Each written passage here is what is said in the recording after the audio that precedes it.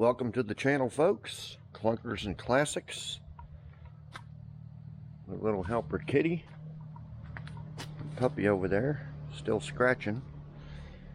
Okay, we are restoring the 68 Chevelle Nomad station wagon.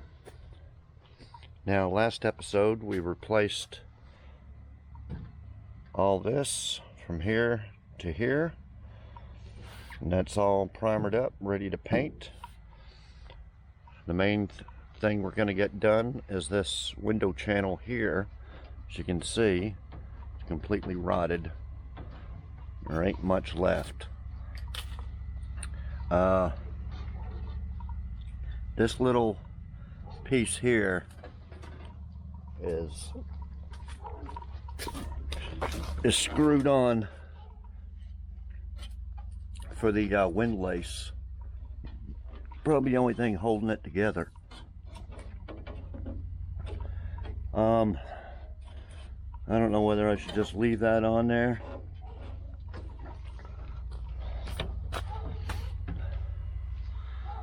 Of course, I'm gonna have to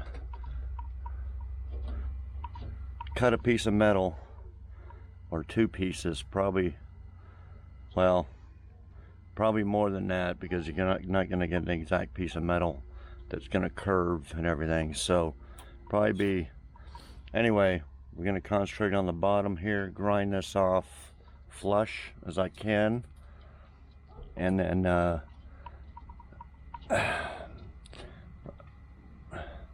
hopefully weld some metal to it.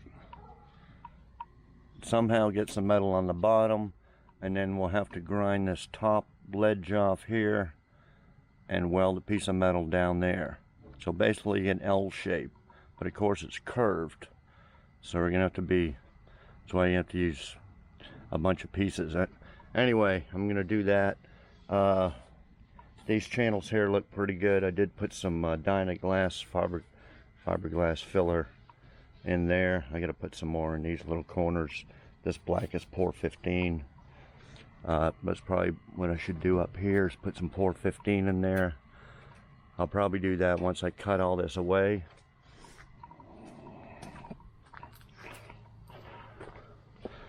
This side was pretty good. There was no holes in this channel A-pillar, and even the little studs here for the clips are good.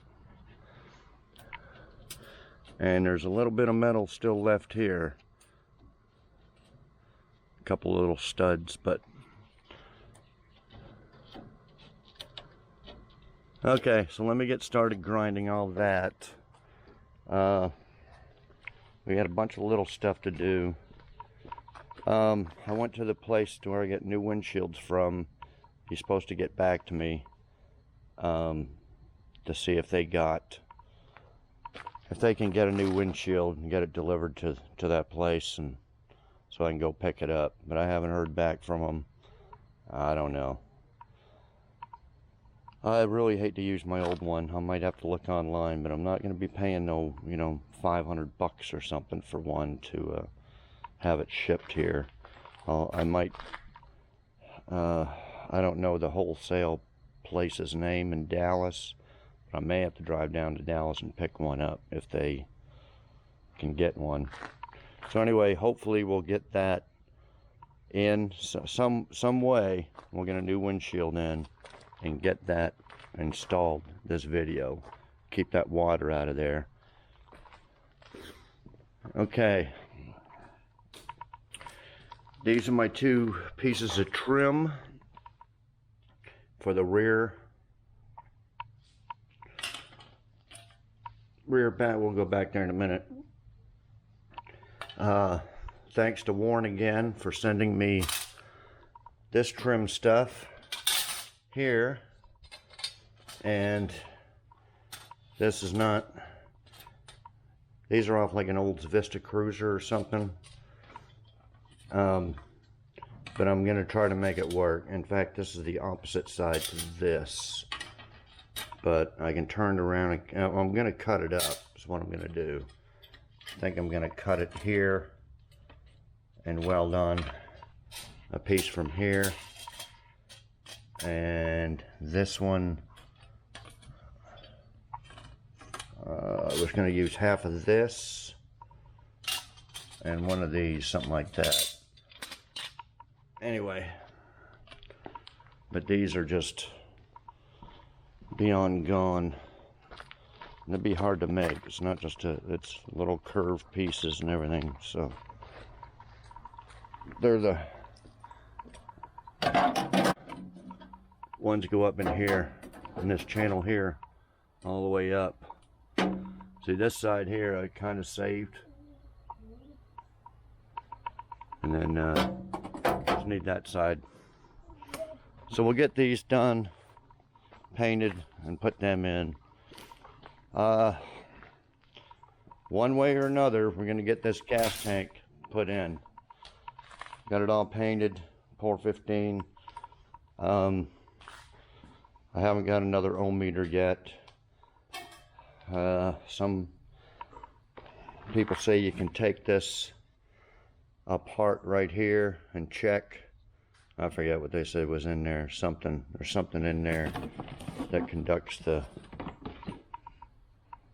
makes the electricity go through. So, you know, nobody, you know, some guy said, well, just buy a new one. Well, nobody makes one of these. It's for a wagon. It's a specialty, big, long, and skinny one. So, hopefully we can get this working. If not, we'll just have to go without a gas gauge. Now, I'd really, really hate to, but there ain't much you can do. I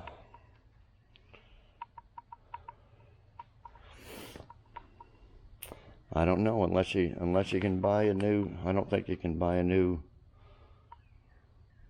one of these. Anyway, we may have to pry that thing apart and see.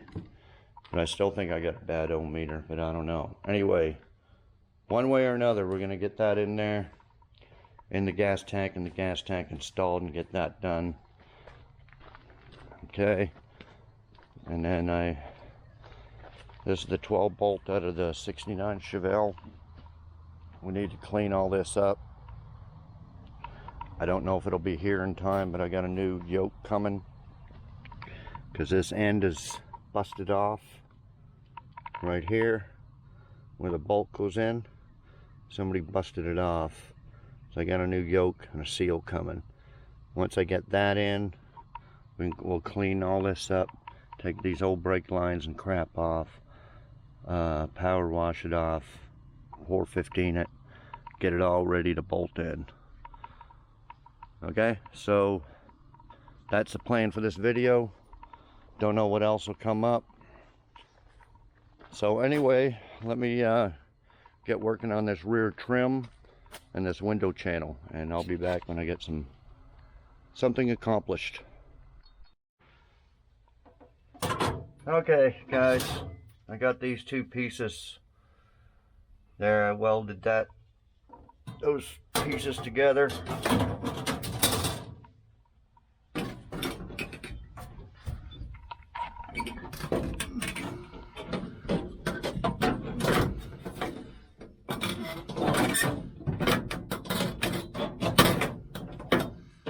Anyway, that goes up something like that.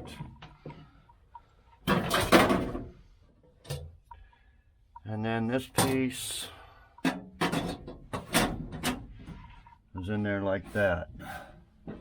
Yeah, just down there. Okay, I don't think I'm gonna put no body filler or nothing there. I'm just gonna paint these two pieces black and call it good. I'm not too worried about it. See, the other side here is not the greatest shape. Okay, I'll be back. Okay guys, I got all the loose metal ground off of here, grinded it down. This piece seems to be okay for the most part. I mean, and this is the little lip of that screwed on piece. So what I'm gonna do is get a piece of metal and go over top all this. See, it ain't straight, it's kind of curved, so it's gonna be kind of hard Let me just show you.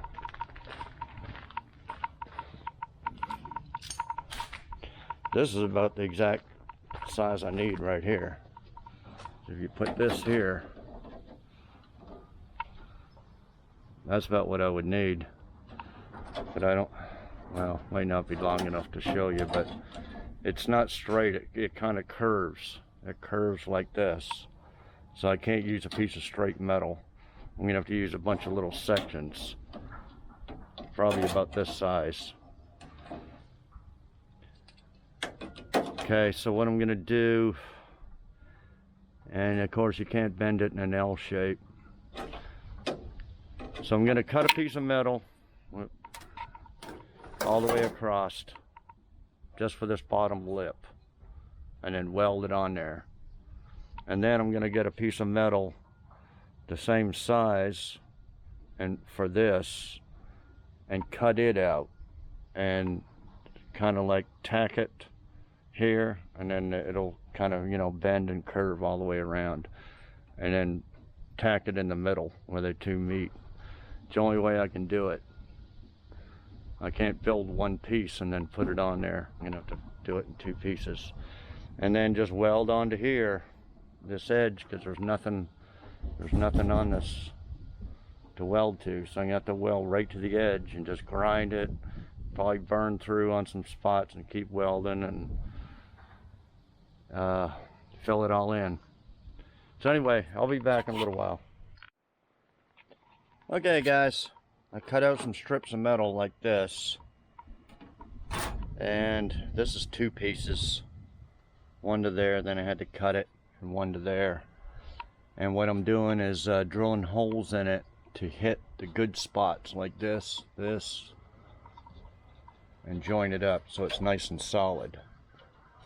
Okay, so I'm almost halfway across there. And then, so you can see this, it's not gonna fit.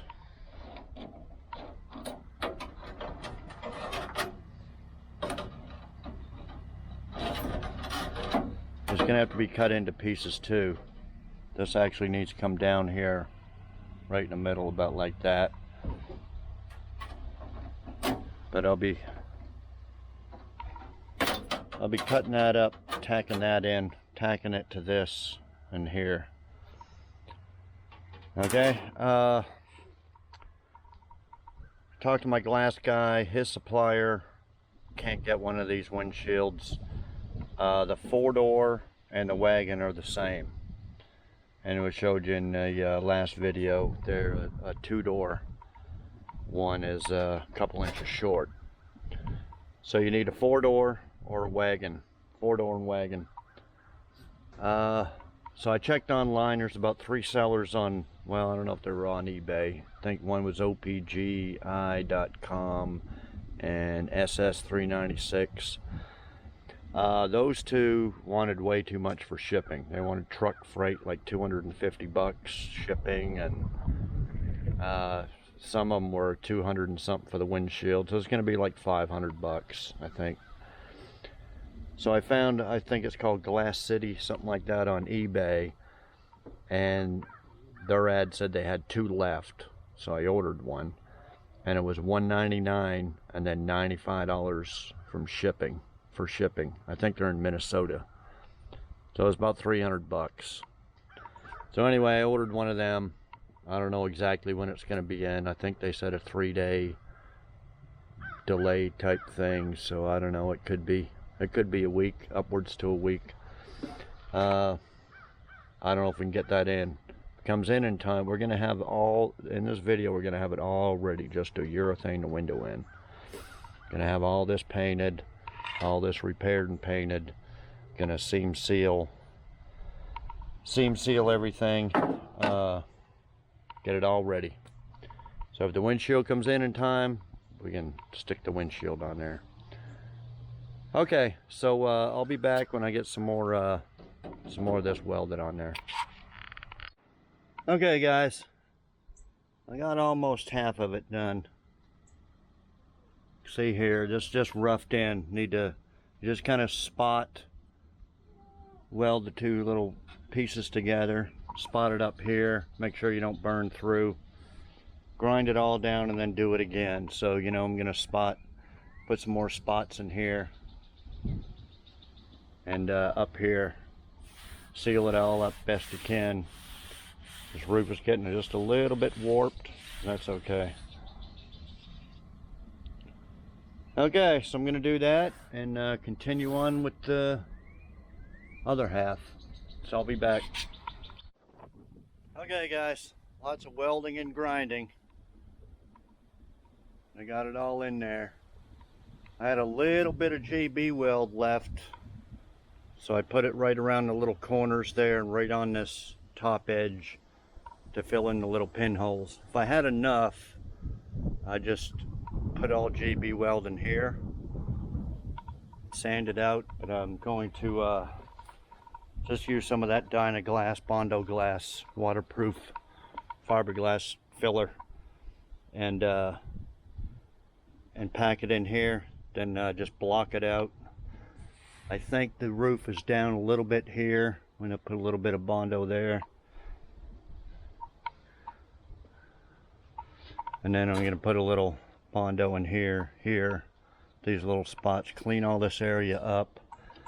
I put a little bit, this is where the factory leaded the roof to the pillar.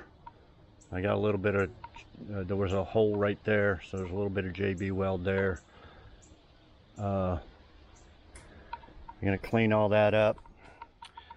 About to seam seal all this, and then get all that done and get it ready to prime it, and then paint it flat black. So I'll be back when I get some more done. Okay guys, I got a little Dynaglass, Bondo glass, cover up them little pinholes in there. So I'm fixing to block it all down, sand it and block it, probably put another little coat of body filler on there, and then get it ready to prime. So I'll be back. Okay guys, here's the cheap seam sealer I got off of eBay. Had some good reviews on it. Forgot to show you that earlier, but I seam sealed the edges here, down here. Most of this gets covered up, the windshield, and then this big piece of chrome here covers it up. But okay, so I got the got it blocked down a little bit, just another little skim coat. I did kind of warp it up here, low spot here. I'm thinking I might just do that after the windshield's put in. I mean, this area here isn't warped, it's just where I welded that in. I probably didn't get that metal perfectly straight.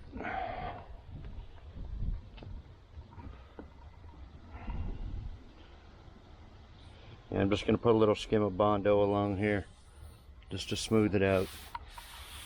And there's a little warp right there. And that's okay. Got some more seam sealer there.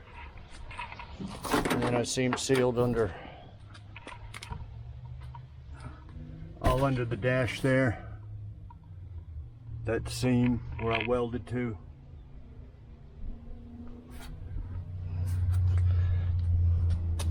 Okay, I'll be back when I get it primed up. Okay guys, that's all it in primer. Actually, there's a big dent right here. That's what caused it to be a little bit warped right there, but fix that later. But anyway, just got to scuff her down and paint her black.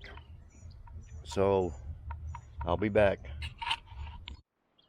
Okay guys, got that those two trim pieces there on the back.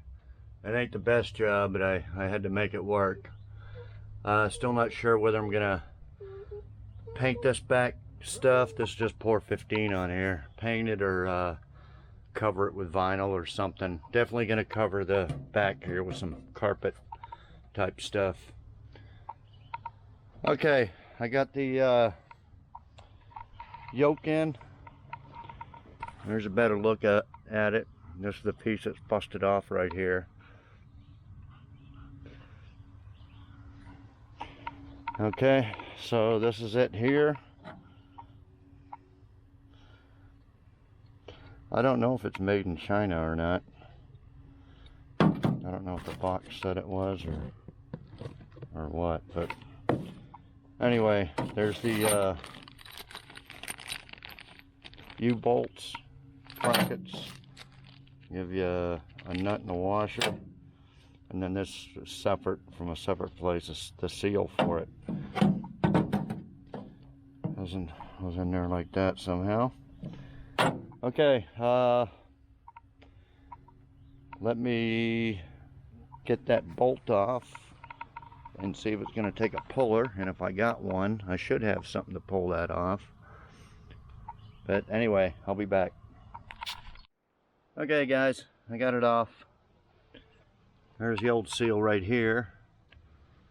And then I had all these pullers, but the littlest one got it off, that one there.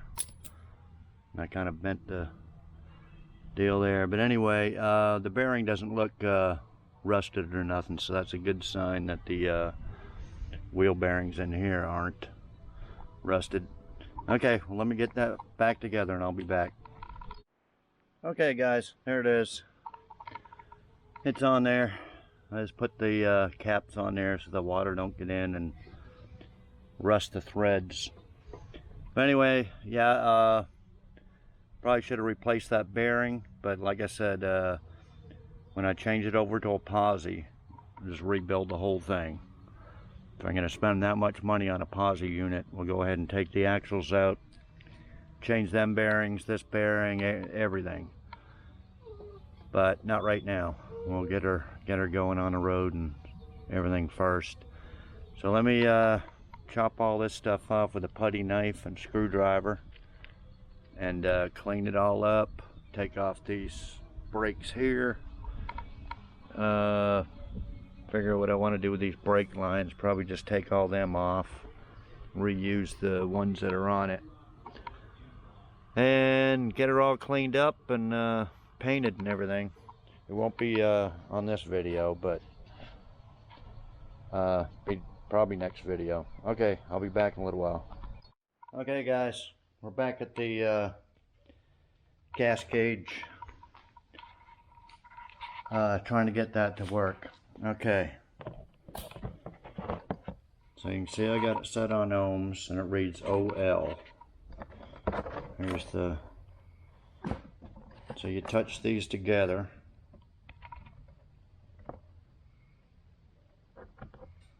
and it reads,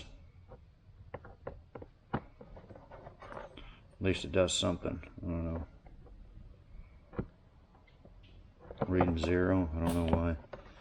I don't know what it's supposed to read, but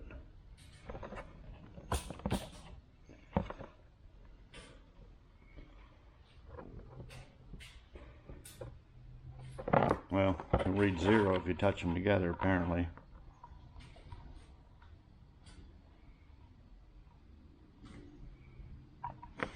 Okay, so you touch the positive to this, where the gas gauge goes, and then this to negative. So let me hold the negative, read that, and I touch the power, see, nothing. Doesn't do anything. Okay, so what I done was I had another gas gauge here. You can see the difference here with a short tank. This is from the, well, it's supposed to be for the GTO Nova type one. You can see how long this one is. Okay, so I did it to this one, and it done the same thing. See, it's supposed to, you're supposed to check it. It's supposed to move, have basically a different reading from there to there. That tells your gas gauge to move, you know, to empty to full. So I bent this little tab here and this one here, and it has a little copper thing at the end of this, and then a little copper thing that goes around here. Am I even showing it? Okay, there's a little copper, I guess this thing here. It comes like that. This one here is a little copper tip, so that it moves up and down, goes like this. So all I done was pick up a little piece of sandpaper and clean that up, even though it looked okay. I cleaned it up, put this on, bent these two tabs back, and it worked. It did some type of reading, and I don't know what it was, 5 or something, and it went to like 14. So it looks like this worked. So anyway, that's what I'm gonna do with this one. You know, you have to bend those. So I'm gonna bend that little tab and that little tab, and it'll slide off. And I'll be right back. Okay, I just used some wire cutters, bent that up, bent the two bottom ones back. It says on there 90 ohms. I don't know exactly what that's supposed to mean, but okay, so you want to take this cover off.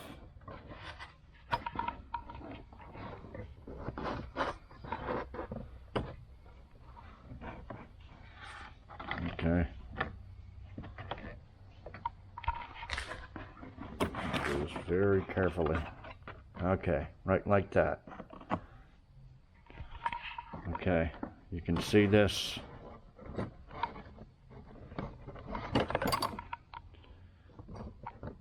There's a little copper tip right there. And that goes in here. It rolls. Just kind of spring right from there to there. So I'm going to clean that, take a little sandpaper to that and this. I'll be right back. Okay guys, I think it's working. If I put the positive right,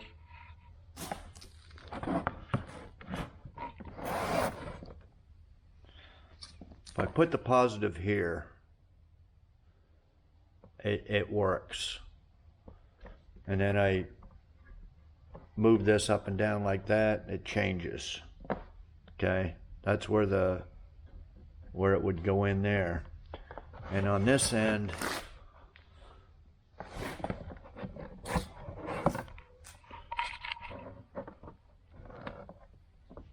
if I go right here, no, if I go right here on this end right here, it reads. But if I go here and this end, I can't get anything. Once or twice I did, but so I think it's just little. I think I'm going to take that off right here, this little clip thing, and clean that up, put it back on, see if that works. So I'll be back. Well guys, I don't know if I accomplished anything or not. I wouldn't recommend taking this thing out. Ended up taking the one apart on this one here. Looks like this, and it's got to be separated with a little rubber gasket, which of course, you know, they all fell apart like this. So I think I got it, got the rubber, so nothing's touching the grounding out. And I can't get it to really do much. It'll just read different stuff, but nothing makes any sense. So I'm trying to keep it from grounding on here, and I think I got it, but that there ain't anything else I can do. You know, nobody makes a new one of these. I wish they did, because I just put it in. I've been jacking with this thing for probably over an hour. So guess I'm gonna have to live without a gas gauge. But yeah. Okay, well, I'm going to put it in the gas tank over there and put the gas tank in the car tomorrow. And I think that'll be it. I'll be back tomorrow. Okay, guys, I got the dash painted all around the window channel, the cowl.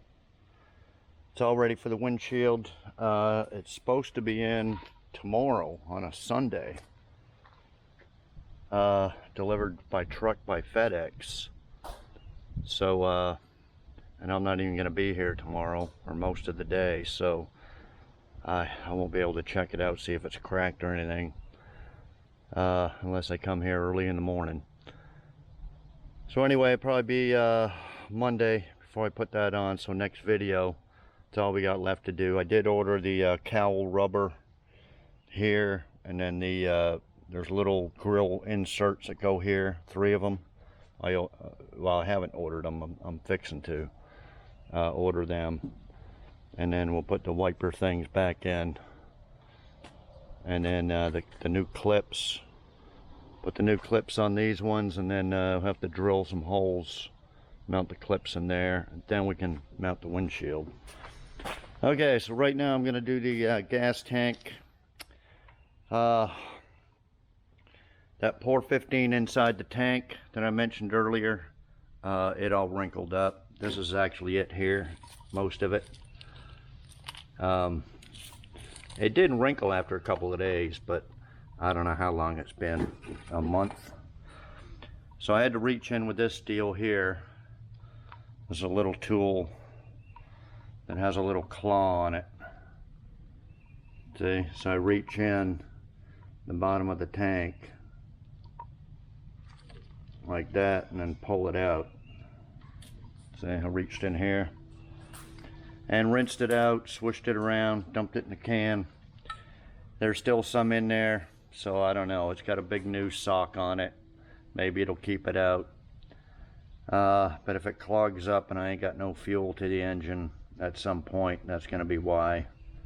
Because of crap like this. That's all I can do. Sending unit, I don't know. I doubt it's gonna work. It's probably got a small percentage it will work. So that's all I can do. I mean, I'd rather buy a new tank and a new sending unit, but nobody makes them, so screwed. If one day somebody makes them, then I'll be the first one to buy them, as long as they're not, you know, outrageous amount of money. So anyway, I'm fixing to put that on. Go over it again real quick. We got a strap goes on this here. I had to weld in this new clamp because that was all stripped out. That goes on the top, then this one here goes on the bottom to that. Sending unit goes right there. Then your negative, I did put a new, clean that up. That's for the negative. The fuel line, I don't know, it got something in there now. I don't know how. I blew that out from the front and the back, and it's all clear. It doesn't look rusted or that it will leak, but chances are it probably is. But yeah, I gotta take that little rubber thing off there. I don't know, I got some, oh, I think, yeah, I had it loose when I was doing the shocks. So it got banged against the frame and got a little dirt in there. But I'll clean that out and hook all that up. And then we'll be done with that little job. So anyway, I'll be back. Okay guys, there it is. It's in there.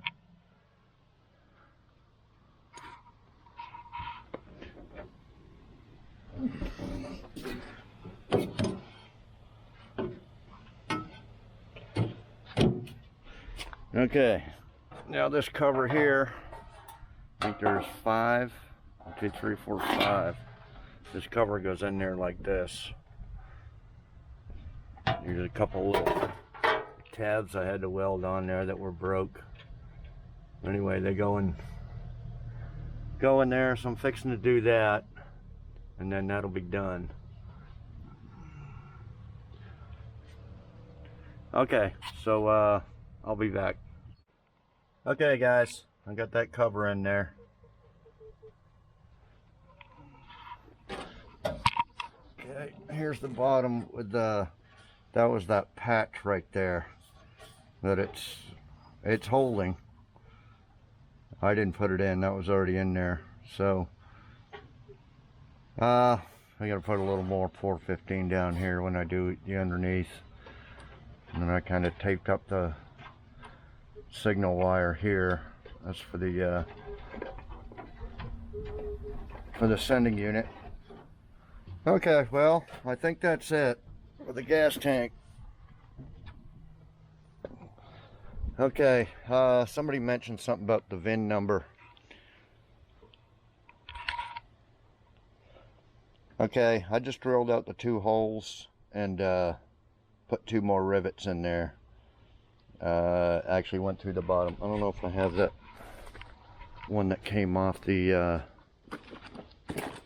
yeah, this is the one that came off the 69 Chevelle. It's got a little plate under it and then the VIN. But yeah, don't ever swap VINs from one car to another. But this one, I had to take it off the old dash piece like this and put it on here. So I'm not too worried about it. If you have a real expensive car, I think they mentioned a 61 Corvette got in trouble. I didn't look it up to see.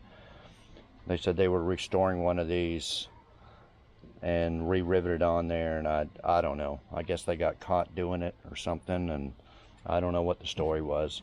But yeah, if you got a, you know, $1 million car or high dollar car that's going to be scrutinized for, you know, being original and unaltered or whatever, and and somebody finds out that you swapped the VIN or did it without the right rivets, like these are regular rivets here. I know on the a little bit newer than this, they have the, I think they're called Rosetta rivets. You can actually buy them on eBay to rivet it back in there, but these were regular rivets. So the proper way to probably do it, if you had a real expensive car that's going to be scrutinized, is to cut your old dash like this. Like I've heard of this before. Cut it like that, and then when you put your new one on, weld it, and just don't alter the rivets. But this car, this is not, you know, a high dollar car. It's not going to be scrutinized. It's the same VIN that's going to be on a Chevelle. It's in the heater core on the flange on the firewall. There's a VIN number too, so that number in there is going to match that number if it ever is scrutinized. You know, the feds are not going to come down and tear the dash apart on this car to see if, you know, I used the right rivets or whatever. So yeah, just look it up. I haven't really looked it up to see exactly what the law is on it, but when you reuse your VIN number on a restoration. But I'm not worried about it on this car. I mean, it's a Nomad. That's the only thing cool about it is the name Nomad. But a Nomad is in this model is a bare bones car. So it's not like it's you know, comparing a Z28 SS 67 Camaro that's the VIN's gonna show, you know, a big block or, you know, whatever. This, you know, the VIN and the tag here are pretty much meaningless on this car. There's no options. It's just a well, very little options. Power steering, that's about it. Automatic. Like I said, most of these cars came with a 6 and a 3 on the tree and rubber floor mats. So anyway, none of this really means much for the value of the car. Just the name Nomad is cool, you know. That's about it. But what I like about it, it's, you know, it's got the Chevelle front end. It's that's your ultimate muscle car. There is a Chevelle, and it's got the muscle car front end. And so anyway, I just thought I'd mention that. Just look it up if you're ever doing something like that. Like I said, I'm not worried about, you know, about it too much. The feds aren't going to be breathing down my neck over anything like that. Okay, okay, I guess we're going to end this video with that. We got a bunch of little stuff done, got that window channel fixed. Next video, we may put this 12 bolt in there. Like I said, we'll clean that up, paint it, take this one out. We may do that, I don't know. I may be not in the mood to do it, do something else. I got the lock in for this, so I think I got all the pieces. I'm gonna have to, there's 2 studs in here. I'm gonna have to get that off and put this little jigsaw puzzle together. I think there was a little video or a diagram of showing where those little pieces go, little springs and washers and stuff. So I may do that. I might get this all hooked up so I can roll the window up and down. We may do that. Got all the, do I got them? I got them in the, okay, so we may do that. May do the rear end. Either way, they're coming up. And then we got the dash to do. That's underneath there. Gonna redo the dash. Gonna make some door panels out of scratch. We'll have a video on that. I'm not exactly sure how to do this because I'm gonna have to take the door panel off to paint all the jambs. So I don't want to get a new door panel and put it, well, I guess I could just put it back on there for show, just to show y'all. But we're really not going to put it on until after it's painted, because you have to get at these door handles and locks and everything, and these moldings.